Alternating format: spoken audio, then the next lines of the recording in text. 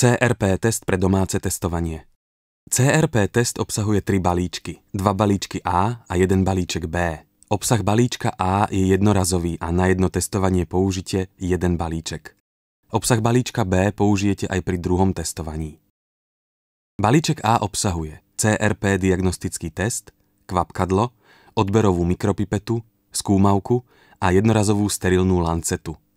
Balíček B obsahuje roztok a stojanček na skúmavky. Otvorte plastovú fľaštičku s roztokom a do skúmavky nakvapkajte 10 kvapiek. Skúmavku zasunte do pripraveného stojančeka. Umyte si ruky teplou vodou a mydlom, osušte a dezinfikujte miesto vpichu. Uchopte jednorazovú lancetu, po otočením uvoľnite sterilný kryt a snímte ho. Nastavte hĺbku vpichu. Pre malé deti zvoľte malú hĺbku vpichu, pre dospelých najväčšiu hĺbku vpichu. Pritlačte lancetu na miesto vpichu a palcom stlačte uvoľňovací gombík lancety, kým nezacítite vpich. Dávajte pozor, aby ste prstom neodskočili od lancety. Na mieste vpichu miernym tlakom vytvorte kvapku krvi.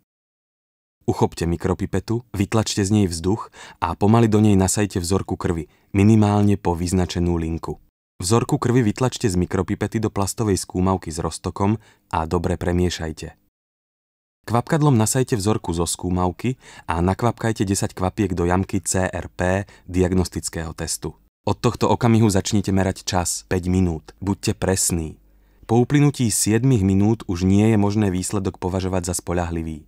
Po 5 minútach výsledky testu odčítajte a porovnajte s priloženou tabuľkou. CRP test pre zistenie, či potrebujete na liečbu antibiotiká.